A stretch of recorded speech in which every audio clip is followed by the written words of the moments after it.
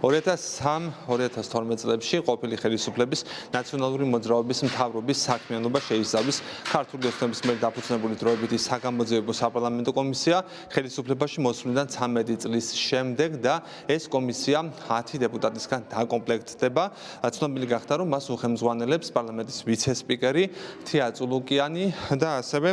მის შემადგენლობაში შედიან ქართული ოცნებისა და ქართული ოცნების განაყოფი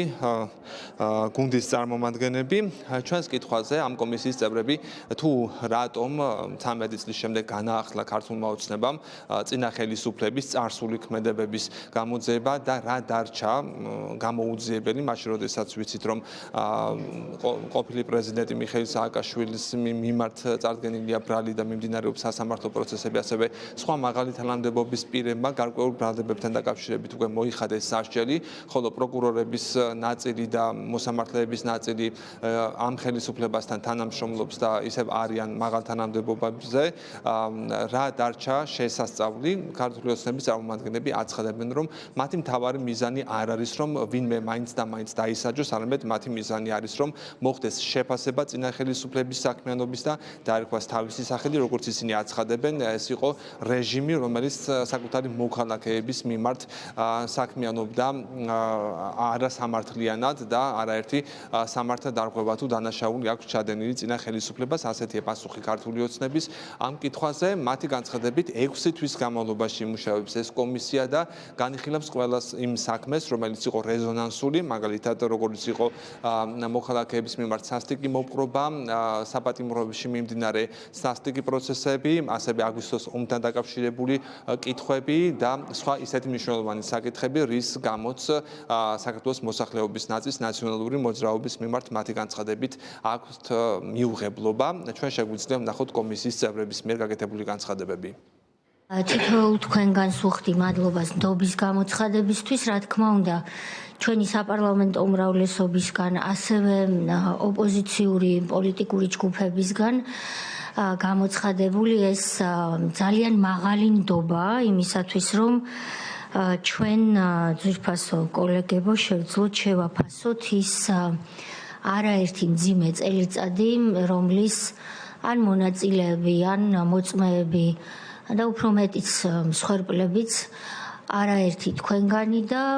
ის საზოგადოება ყოფილა, რომელიც ჩვენი კომისიის მუშაობას თვალს მიადევნებს. ამიტომ ეს მნიშვნელოვანი და საპასუხისმგებლო საქმეა და მინდა წარმატებები გისურვოთ და მადლობა წევრობისთვის ამ კომისიაში. ჩვენ ერთხელ და სამუდამოდ უნდა დავდოთ დასკვნა, უნდა მივცეთ პოლიტიკური შეფასება იმ რეჟიმს, რომელიც ამ პერიოდში მართავდა საქართველოს. მე ვფიქრობ, რომ ძალიან ბევრი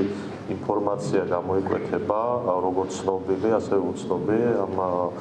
მომდევნო 3 ან 6 თვის პერიოდში, როგორც გადაწყვეტს კომისია მუშაობას, მოგესალმებით, რომ 6 თვე არის მაქსიმუმი და ეს არის მნიშვნელოვანი პირველ რიგში იმისთვის, რომ ერთი საქართველოში აღარ გამეორდეს ის, რაც ხდებოდა 2009-2013-2012 წლებში ბოდიში და ჩვენმა მომრჩეველმა საქართველოს მოსახლეობამ კიდევ ერთხელ თვალად ნახოს, თუ რა დანაშაულებებს ჩადიოდა მიხეილ სააკაშვილის რეჟიმი. კანონი ავალდებულებს ნებისმიერ პირს